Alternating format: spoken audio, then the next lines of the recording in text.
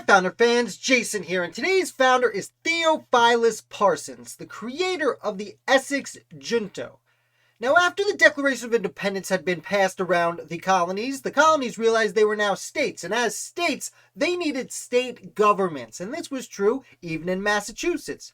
Massachusetts presents its first constitution for ratification in 1778, and this constitution actually did not pass, much to the work of Theophilus Parsons. He thought, as many people did at the time, that that first government was just too democratic. Many states had fairly democratic governments, especially Pennsylvania's, but Massachusetts, no, they were elitist, and there were a lot of people who agreed with him and thought that government was just too much.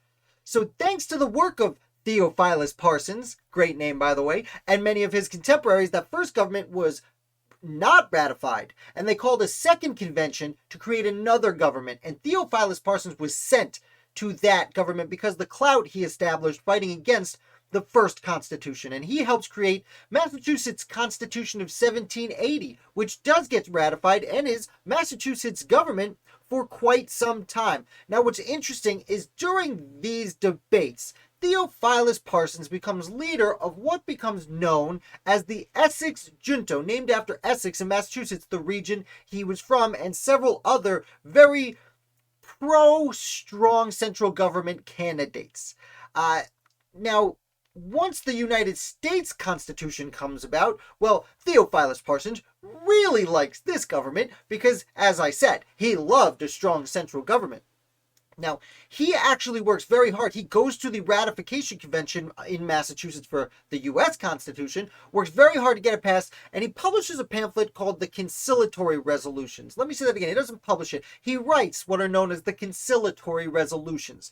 And these end up being recommendations to the new government for amendments to the United States Constitution. And this was kind of a bargaining compromise measure. There were many people in Massachusetts, as in all states, who did not like this new constitution, mostly because there was no Bill of Rights. And Parsons writes these conciliatory resolutions as an agreement, so to speak, that, okay, Massachusetts will pass the United States Constitution, we'll ratify it, but we're also going to send these amendments to be passed once that government takes shape, and we're going to fight really hard for it. And this is really important. There are other founders like John Hancock and Samuel Adams who are still important in Massachusetts, who don't necessarily really love what the United States Constitution says. They were powerful people in Massachusetts. Why would we want to cede that power to somewhere else? And Parsons works very hard to bring this compromise and get Massachusetts to ratify the United States Constitution. Now, this is really Parsons' main role on the national stage.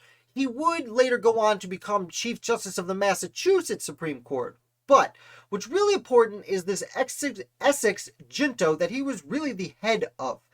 In fact, many other people from not only Massachusetts but New England fall into this, and during the middle and latter half of George Washington's first administration, the Essex Junto really becomes the radical wing of the Federalist Party. As the Washington administration goes on, the Federalist Party takes stronghold in New England and is a little shaky in New York and New Jersey, and the Democratic Republican Party, as it becomes known, or the Jeffersonian Democrats at the time, anti-administration party, they take a stronger hold in the southern states.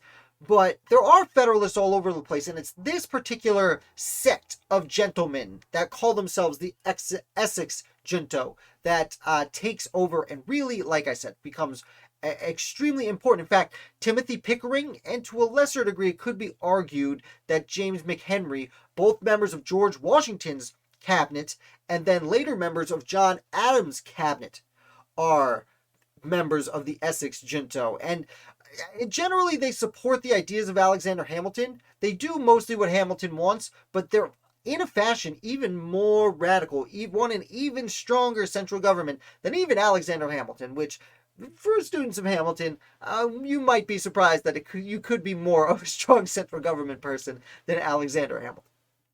So that is in general the life of Theophilus Parsons. Like I said, his biggest achievement is becoming Chief Justice of Massachusetts Supreme Court, which is nothing to snuff at. But if you got this far, definitely hit like. Make sure you subscribe. I talk about the American Revolution 5 days. 7 days a week, a different founder every day, 5 days a week on weekdays. I put out longer form content at night, so you might enjoy that also. Thank you for watching, and I'll be back with another founder for you tomorrow.